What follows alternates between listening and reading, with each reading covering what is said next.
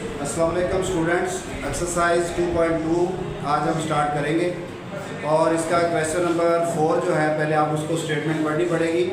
ये objectively question है, conceptual based question है। राइट टू एग्जांपल, सिंपल कोई क्वेश्चन सॉल्व नहीं करना बल्कि आपने एग्जांपल्स दो दे रही हैं that are not quadratic but can be written in the quadratic form. Quadratic ना हो लेकिन क्वाड्रेटिक की फॉर्म में उनको लिखा गया हो, ऐसी दो क्वेश्चन की आप एग्जांपल देंगे। क्वाड्रेटिक ना हो बट उनको क्वाड्रेटिक फॉर्म में लिखा गया हो, तो ये दो एग्जांपल देनी है। क्वेश्चन नंबर 4 है, सिर्फ एग्जांपल लिखूंगा और कुछ नहीं है इसमें। क्वेश्चन नंबर 4 और एक्सरसाइज है 2.2। तो बेटा पहली एग्जांपल देने लगा हूं मैं, आपकी बुक में से दे देता हूं। वो क्वाड्रेटिक की फॉर्म में इक्वेशन क्वाड्रेटिक नहीं होगी लेकिन क्वाड्रेटिक की फॉर्म में लिखी होगी। तो इसी बुक की एक एग्जांपल मैं लिख देता हूँ। ये वाली पहली एग्जांपल है जी। एग्जांपल नंबर 1 में लिख देता हूँ x4 - 20x² + 64 = 0। बताओ जी, ये क्वाड्रेटिक तो नहीं है लेकिन क्वाड्रेटिक की फॉर्म में लिखा हुआ है। कैसे लिखा हुआ है क्वाड्रेटिक की फॉर्म में? आपको पता नहीं है कि इसको हम कन्वर्ट करते थे इस तरह से, ये इसका स्क्वायर - 20x², फिर 64 = 0, फिर लेट करते थे इसको y के इक्वल। तो एक्चुअली ये क्वाड्रेटिक तो नहीं थी लेकिन क्वाड्रेटिक की फॉर्म में लिखी हुई है। एक तो ये एग्जांपल होगी, आपकी बुक में से दी है। एक दूसरी एग्जांपल देने लगा हूं, वो भी आपकी बुक में से ही, कि ये हमारे पास है x + 1 इसका स्क्वायर + 3/x + 1 इसका स्क्वायर = 4। बताओ बेटा, ये क्वाड्रेटिक तो नहीं है लेकिन क्वाड्रेटिक की फॉर्म में लिखा हुआ है। कैसे? आपको पता है इस सेम वैल्यू को हमने किसके इक्वल पुट किया था? y के, और फिर जब सॉल्व करेंगे तो वो क्वाड्रेटिक की फॉर्म में बन जाएंगे। होप के ये दोनों एग्जांपल समझ आ गई होगी, जस्ट इसमें यही बताना था। अब बेटा आप इस तरह करेंगे, क्वेश्चन नंबर 5 इसको सॉल्व करना है। स्टेटमेंट देख लें, इसको मैं रिमूव करने लगा हूँ, इसकी यही दो एग्जाम्पल। आप इसके अलावा भी कोई लिख सकते हैं। ये वाली एग्जाम्पल इस फॉर्म में है और ये वाली इस फॉर्म में है जिसमें आप सब्स्टिट्यूशन मेथड यूज करते हैं। क्वेश्चन नंबर 5 की स्टेटमेंट देखें। क्वेश्चन नंबर 5 में लिखा है how would you solve this equation. पहले तो ये है कि आप इस इक्वेशन को सॉल्व कैसे करेंगे। y - 4 इसका स्क्वायर -7 y - 4 = -6, और फिर right explanation and the solve the equation. आप किस तरह सॉल्व करेंगे इसको एक्सप्लेन करें पहले नंबर पर, और दूसरे नंबर पर क्या है कि फिर इसको आपने सॉल्व भी करना है। तो मैं कहता हूं वी सॉल्व इट बाय, ये मेथड आपने पढ़ा हुआ है बेटा। कौन सा मेथड? आपकी बुक का ही है जिसमें आपने सूटेबल सब्स्टिट्यूशन की थी, याद है ना? तो हम इसको लिखेंगे, एक्सप्लेन हमारा ये हो गया कि हम इसको सूटेबल सब्स्टिट्यूशन से सॉल्व करेंगे। ये जी हमारी एक्सप्लेनेशन हो गई, we solve it by substitution method. एक बात हो गई। अब वो कह रहा है जी कि आप इसको सॉल्व करें, तो हमने क्योंकि अपना मेथड बता दिया है, तो सब्स्टिट्यूशन मेथड में क्या होता है कि आपने जो सेम वैल्यू आ रही है उसको किसी नए वेरिएबल के इक्वल लेट कर लें, y - 4। तो यहाँ पर बेटा इसको पुट करेंगे तो ये आ जाएगा t² - 70 = -6। तो देखा जाए तो ये लास्ट क्वेश्चन की एग्जांपल नहीं कि क्वाड्रेटिक नहीं है बट क्वाड्रेटिक की फॉर्म में लिखा हुआ है। तो ये देख ले, क्वाड्रेटिक की फॉर्म बन गई। ये t² - 70 + 6 = 0। ये क्वेश्चन नंबर 1 कर लेते हैं और इसकी मिड टर्म ब्रेक करें, प्लस करके 7 आना चाहिए। तो क्या होगा? t² + 6 = 0।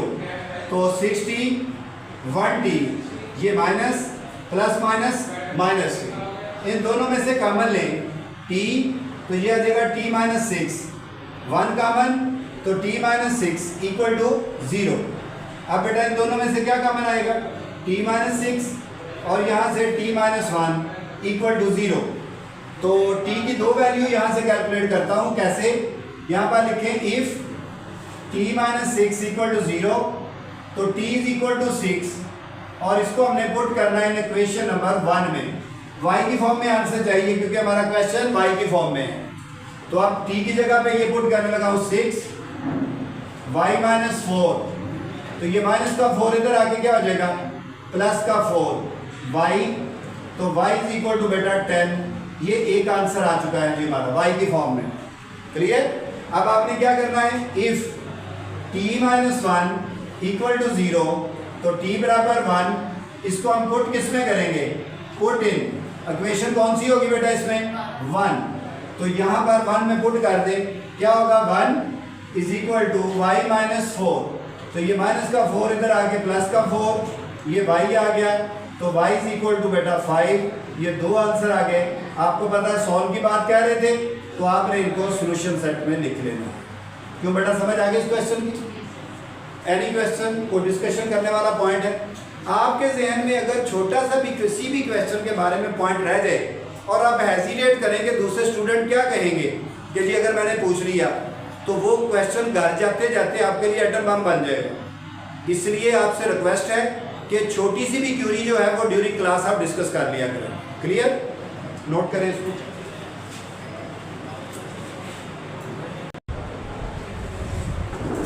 क्वेश्चन नंबर 6 की स्टेटमेंट देख रहे हैं, लास्ट क्वेश्चन इस एक्सरसाइज का, और इसके बाद हम इसी चैप्टर का एक नया टॉपिक शुरू करेंगे। उसके बारे में थोड़ा सा इंट्रोडक्शन दूंगा, देन उसके क्वेश्चन सॉल्व करेंगे।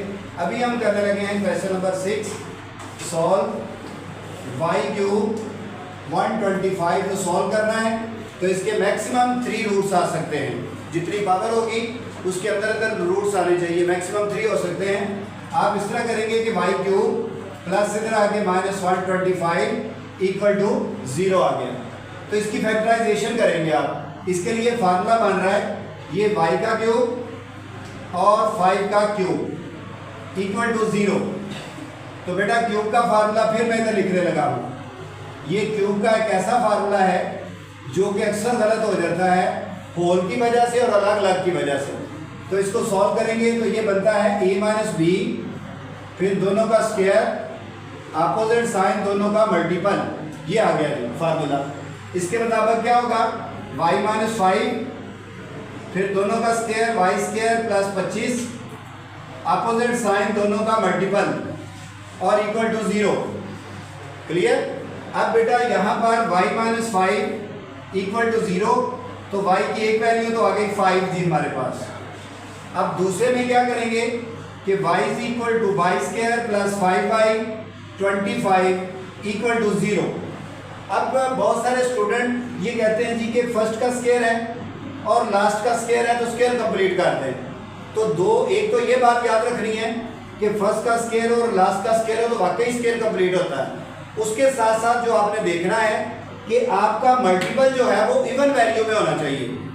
तो ये इवन वैल्यू में नहीं है, इसलिए उसके बारे में ना सोचें जी आप, ठीक है। फिर बात इवन भी होता है लेकिन आपका मल्टीपल जो है वो पूरा नहीं होता, इसलिए हमें फिर कंप्लीटिंग स्क्वायर मेथड अप्लाई करना पड़ता है उसको कंप्लीट करने के लिए, इसके मल्टीपल को सही करने के लिए। तो फिलहाल हमारे लिए यही बहुत है कि 2 स्क्वायर तो मौजूद थे बट उसका जो मल्टीपल है वो इवन नहीं है, इसलिए हम इसका स्क्वायर कंप्लीट नहीं कर सकते। तो फिर हम इसको किस में लेकर चलेंगे, क्वाड्रेटिक फार्मूले में। क्वाड्रेटिक फार्मूले में y माइनस बी, ये b की वैल्यू है, प्लस माइनस b का स्क्वायर यानी 5 का स्क्वायर, माइनस 4a 1 और c की वैल्यू 25 डिवाइडेड बाई 2a, ये 1 आ गया। और बेटा अगर वो इसके साथ कहता, एक कंडीशन दे देता जो कि हमारे पिछले क्वेश्चन में भी थी कि ओनली राइट रियल रूट्स, तो अब आपको पता चल गया ये 25 है और ये 100 है। अंडर रूट के अंदर 25 में से 100 माइनस करें, -75 आ रहा है, तो ये रियल नहीं रहा क्योंकि अंडर रूट के अंदर माइनस आ गया है, इमेजिनरी चला गया है। तो इसके बाद इसको सॉल्व ही नहीं करना था, यही हमारा आंसर हो जाना था। लेकिन क्योंकि कंडीशन नहीं लगाई तो आप अपने पूरे क्वेश्चन सॉल्व करेंगे। तो इसको आप मजीद सॉल्व करेंगे, y माइनस 5 प्लस माइनस ये आ जाएगा 25 माइनस 100 डिवाइडेड बाई 2। तो y is equal to -5 plus minus -75, यहाँ तक भी ठीक है। थोड़ा सा और इसको सिंप्लीफाई करने का दिल कर रहा है तो 25 × 3 लिख लें, ये भी ठीक हो सकता है। और थोड़ा सा सिंप्लीफाई करना है तो आपको पता है इसको क्या लिख सकते हैं, प्लस माइनस √25 का 5 और ये -3 और डिवाइडेड बाई 2। मज़ीद इसको इस तरह भी लिख सकते हैं, -5 प्लस माइनस 5√3, अंडर रूट के अंदर माइनस है तो उसको योटा लिख ले, डिवाइडेड बाई 2। तो ये y का दूसरा आंसर आ गया। लास्ट में इन दोनों को आपने सोल्यूशन सेट में लिखना है। ये y 5 वैल्यू और फिर है -5 प्लस -5 √3 अयोटा डिवाइडेड बाई 2। ये हमारे पास इसका फाइनल आंसर आ गया। इसके ऊपर गौर करें, कोई क्वेश्चन आपके जहन में आ रहा है तो वो डिस्कस करें।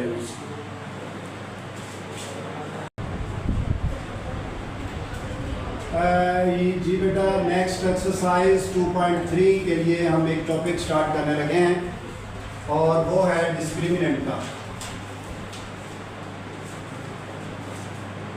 डिस्क्रिमिनेंट एक नया मेथड है कि पहले तो ये है कि डिस्क्रिमिनेंट का फार्मूला क्या है, डिस्क्रिमिनेंट फाइंड करते हैं और डिस्क्रिमिनेंट क्यों फाइंड करते हैं, डिस्क्रिमिनेंट को क्यों यूज़ करते हैं, इसकी भी मिसाल देते हैं। सबसे पहले तो बेटा आपको पता होना चाहिए कि डिस्क्रिमिनेंट क्या होता है। अगर आपको क्वाड्रेटिक फार्मूला आता है तो क्वाड्रेटिक फार्मूले के जो रेडिकल पार्ट का हिस्सा है, जो रेडिकल में चीज़ आती है, वो बताएं कौन सी है। वो है b² माइनस 4ac। ये है बेटा हमारे पास डिस्क्रिमिनेंट। ये क्या है, b² माइनस 4ac। और अब आपको पता है a क्या होता है, स्केयर का कोफिशिएंट, b क्या होता है, लीनियर का कोफिशिएंट, और c क्या होता है, कांस्टेंट। वही चीजें। अब बात करते हैं नेचर ऑफ द रूट्स की। Nature of the roots, roots आपको पता है किसको कहते हैं, आंसर को। नेचर का पता है किसको कहते हैं, उसकी खूबी को, उसकी खूबी या खामी को नेचर कहते हैं। हर चीज़ की नेचर होती है। अल्लाह ताला ने दुनिया में जो चीज़ भी बनाई है उसकी नेचर ज़रूर है, हर चीज़ की नेचर है। चले मैं मिसाल देता हूँ जी आपको। ये मार्कर है, इस मार्कर की नेचर बताएं। ये लिखती है। ये पंखा लगा हुआ है, इसकी नेचर बताएं कि क्या है, ये हवा देता है, नेचर है। अच्छा, जिसकी भी नेचर है, फिर अल्लाह ताला ने उसकी नेचर को टेस्ट करने का भी कोई मैकेनिज्म बता दिया है। उसकी नेचर को चेक करने का आपने कहा ये मार्कर है सर और इसकी नेचर है लिखना, तो इसका मैकेनिज्म है कि मैं इसकी नेचर चेक कर सकूं। कैसे चेक करूंगा इसकी नेचर, इसकी नेचर लिख के चेक करूंगा जी। ये ले जी, अल्लाह ताला ने हमें बता दिया जी कि इस तरह से इसका नेचर चेक करनी है। हर चीज़ की नेचर चेक की जा सकती है। नेचर का लफ्ज़ ज़्यादातर इंसानों के लिए यूज़ किया जाता है। जैसे आप अपने फ्रेंड्स को कहते हैं ना, इसके साथ नहीं बैठना, इसकी नेचर नहीं अच्छी, ठीक है ना, इसके साथ फ्रेंडशिप करनी, इसकी नेचर अच्छी है। उसकी भी मैं मिसाल देता हूँ। चलिए हम एक और बात करते हैं जी। आपको पता है कि बिजली का स्विच लगा हुआ है। बिजली के स्विच पे अगर आपने उसकी नेचर चेक करनी हो तो उसकी नेचर चेक करने के लिए क्या है, दोनों उंगली उसमें लगा देंगे तो नेचर चेक हो जाएगी। आप ऊपर होंगे और बाकी काम नीचे होगा। बात समझ गया ना। लेकिन इसका एक साइंसदानों ने मैकेनिज्म बता दिया जी कि अगर आपने इस बिजली की कोई चीज़ लगी हुई है तो उसकी नेचर चेक करनी है तो क्या करोगे बेटा, उंगली लगाओगे कि क्या लगाओगे, टेस्टर लगाओगे। टेस्टर से पता चल जाएगा कि इसकी नेचर क्या है, इसमें करंट आ रहा है या नहीं आ रहा है। बात करते हैं इंसानों पे, इंसानों की बात करते हैं जी। नेचर चेक करनी है जी आपने। आप इस तरह करते हैं, आप एक अपने रोज फ्रेंड को साथ ले जाते हैं, कहते हैं जी आओ मैं कैंटीन पे आओ तो मैं कोई चीज़ खिलाता हूँ, बर्गर शर्गर ये वो। आप एक दिन ले जाते हैं उसको, बर्गर खिलाते हैं, वो भी फटाफट छाले मार के पीरियड बंद करके आपको ले जाता है साथ, ठीक है जी खाता है। दूसरे दिन फिर आप ले जाते हैं, आपके पास पैसे थे, तीसरे दिन फिर ले जाते हैं, चौथे दिन आप कहते हैं चलो यार आज मेरे पास पैसे नहीं हैं, चलाओ आप कैंटीन पे चलते हैं। तो एट द स्पॉट उसकी नेचर चेक हो जाए। कैसे, अगर तो वो आए बाएँ शाये करें तो आप कहना है कि यार मैंने जो तुम्हें 4-5 दिन से खिला रहा हूँ वो किधर गया। तो अगर वो बेटा साथ आपके चल पड़े तो इट मीन्स कि उसकी नेचर गुड है, तो आप इसकी नेचर इस तरह भी चेक कर सकते हैं। आई मीन टू से बेटा, आप किसी भी चीज़ की नेचर अगर चेक करना चाहते हैं तो उसका एक मैकेनिज्म है। तो जो आप किसी इक्वेशन को सॉल्व करते हैं उसके आंसर भी आते हैं ना, अब उन आंसर की जो नेचर होती है उनको चेक करने का मेथड जो है वो कहलाता है डिस्क्रिमिनेंट मेथड। वो टेस्टर नहीं कहलाता, वो उंगली लगा के चेक करना नहीं कहलाता, वो लिख के नहीं कहलाता, वो आप किसी को कैंटीन पे ले जाके नहीं कहलाता। क्या होता है, किसी भी इक्वेशन के जो रूट्स आते हैं, जो आंसर आते हैं, उनकी भी कोई खूबी खामी होती है, उनकी कोई भी नेचर होती है।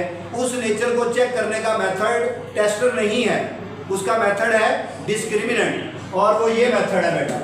अब बात करते हैं जी कि अगर आपके डिस्क्रिमिनेंट का आंसर आ सकता है ना कोई, फर्ज करें 0 आंसर आ जाता है, तो ये भी तो हो सकता है कि आपके डिस्क्रिमिनेंट का आंसर 0 ना आए बल्कि 0 से लेस आ जाए, नेगेटिव का आंसर आ जाए। तो नेगेटिव का आंसर क्या होता है? Less than 0। फिर ये भी तो हो सकता है कि आपके डिस्क्रिमिनेंट का आंसर ग्रेटर देन 0 आ जाए, पॉजिटिव आंसर ग्रेटर देन 0 ही हो सकता है। और बेटा ये भी तो हो सकता है कि आपके डिस्क्रिमिनेंट का आंसर जो है वो एक परफेक्ट स्क्वायर आ जाए, परफेक्ट स्क्वायर। आप मुझे बताएंगे परफेक्ट स्क्वायर कौन सा होता है? कोई एग्जांपल दें परफेक्ट स्क्वायर की।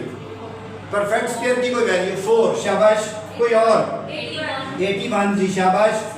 16 जी, पता चल गया। जिसके दो सेम फैक्टर हो जाएंगे वो परफेक्ट स्क्वायर बनता है। तो अगर आपका आंसर परफेक्ट स्क्वायर में आ जाए, अब आपके पास ये 4 कैटेगरीज बन रही हैं बेटा, इसके अलावा आपका आंसर आ ही नहीं सकता।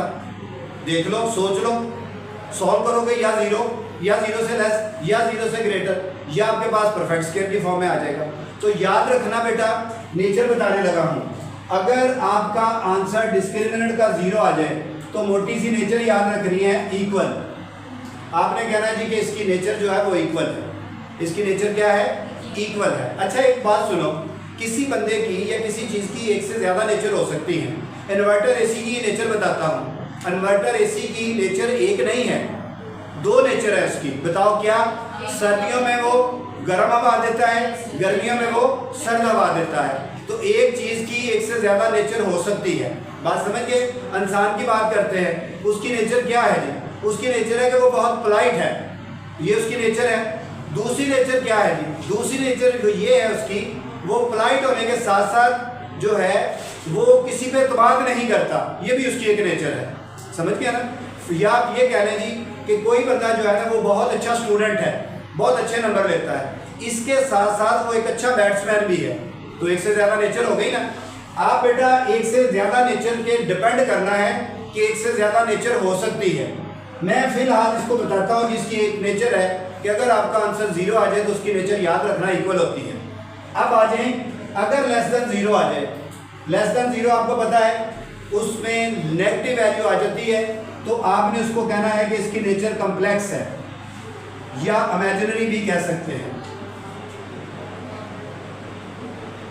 इमेजिनरी या कॉम्प्लेक्स थी। अगर बेटा आपका आंसर ग्रेटर देन 0 आ जाए तो आप उसको कह सकते हैं रियल, उसको क्या कह सकते हैं? रियल। अब आ जाए इस डिस्क्रिमिनेंट के ऊपर, परफेक्ट स्क्वायर आ जाए, परफेक्ट स्क्वायर आ जाए तो आपने इसको कहना है रैशनल।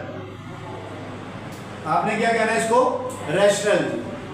अच्छा मुझे बताएं 16 जो आ गया है, 16 जो है वो परफेक्ट स्क्वायर है ना, तो उसकी नेचर लिख ली हमने रैशनल। 16 पे गौर करो, वो ग्रेटर देन 0 भी तो है, तो ग्रेटर देन 0 वाले को क्या कहते हैं? रियल। तो आप इसकी नेचर कह सकते हैं रैशनल भी है और रियल भी है। तो एक से ज़्यादा नेचर लिखी जा सकती है। तो आप अगर पेपर में रैशनल लिख देंगे, फर्ज करें रियल नहीं लिखते तो कोई गलती नहीं है, आपने नेचर तो बता दी ना, है ना उसकी ये नेचर।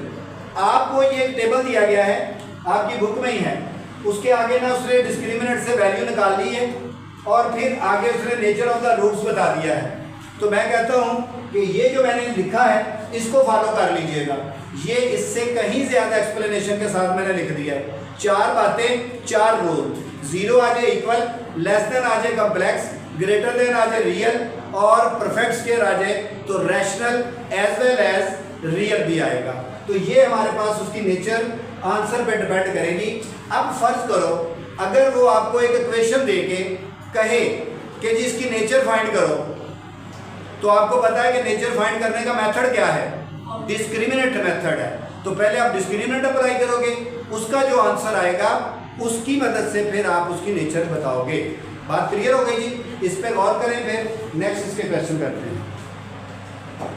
डिस्क्रिमिनेंट मेथड पहले इसको नोट कर लें और फिर हम इसके क्वेश्चन करते हैं। Exercise 2.3 question number 1, find discriminant. और कुछ नहीं कहा आपको, सिर्फ यही कहा गया है कि आपने डिस्क्रिमिनेंट फाइंड करना है। क्वेश्चन नंबर 1 का फर्स्ट पार्ट, x² 6x 27 = 0। चलो बच्चों मुझे बताओ डिस्क्रिमिनेंट का पहले formula b square minus 4ac, under root नहीं लेना, अंडर रूट के बगैर है ये। बताओ बी की वैल्यू क्या है 6, 4, ए की वैल्यू बताओ 1, सी क्या है 27। तो बेटा ये 36 होगा प्लस 7 4 28 2 4 2 8 2 10, तो कितना आ जाएगा 134 340 यही आएगा ना ऐड करके 144। चले जी, तो अभी सिर्फ उसने ये कहा था कि जी ये इसका डिस्क्रिमिनेंट फाइंड करें। बेटा यू स्टैंड अप, आप मुझे इसकी नेचर बताएं जी क्या होती है।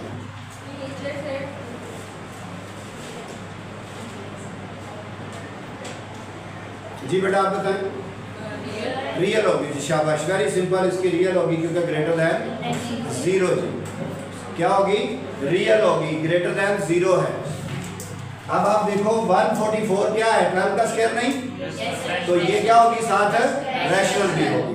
लेकिन इसमें नेचर नहीं पूछा था बेटे, इसमें नेचर नहीं पूछा था, जस्ट उसने कहा था कि आप इसके डिस्क्रिमिनेंट फाइंड करें। दूसरा देखें x square minus x minus 12 equal to 0। Discriminant मैं आपकी परफेक्शन के लिए साथ साथ नेचर डिस्कस कर रहा हूँ, बल्कि इस क्वेश्चन में नेचर नहीं पूछी। बी की वैल्यू है 1 माइनस 1 का स्क्वायर, 4 ए की वैल्यू 1, सी की वैल्यू माइनस 12, तो ये 1 पॉजिटिव का प्लस 48 और ये 49 आएगा। तो क्या होगी जी बताइए नेचर इसकी रैशनल और रियल। परफेक्ट स्क्वायर भी आ रहा है। अब आ जाए थर्ड पार्ट पे 8x square 2x plus 1 is equal to 0। Discriminant b square minus 4ac कहा गया है, b है 2 का स्क्वायर, 4a की वैल्यू 8, c की वैल्यू 1, तो ये बनेगा 4 माइनस 32 और ये आ जाएगा हमारे पास 28। जी बताए नेचर इसकी कॉम्प्लेक्स जी। उसके बाद आ जाए fourth part 12x square 11x minus 15, ये मैं लिख नहीं रहा नेचर इसकी, सिर्फ पूछ रहा हूँ क्योंकि क्वेश्चन का ये हिस्सा नहीं है। क्वेश्चन में सिर्फ डिस्क्रिमिनेंट पूछा गया है। तो discriminant is equal to b square minus 4ac, तो b है माइनस 11 इसका स्क्वायर, 4a है 12, c है माइनस 15, 121 प्लस मल्टीप्लाई करो बेटा कैलकुलेटर से, 48 को 15 से मल्टीप्लाई करें 720, 4 इंटू 12 48, 48 इंटू 15 720, 720 में 121 ऐड करें, 720 प्लस 120 841 का चेक कर लो कहीं स्क्वायर रूट तो नहीं आ रहा। परफेक्ट 29 आता है, तो ये बन गया रैशनल एंड रियल। समझ आ गई बेटा what is discriminant, why we use discriminant, why we use discriminant to find the nature of the roots. आज के लिए बेटा इतना ही, इसको रिपीट कीजिएगा। अल्लाह हाफ़िज़।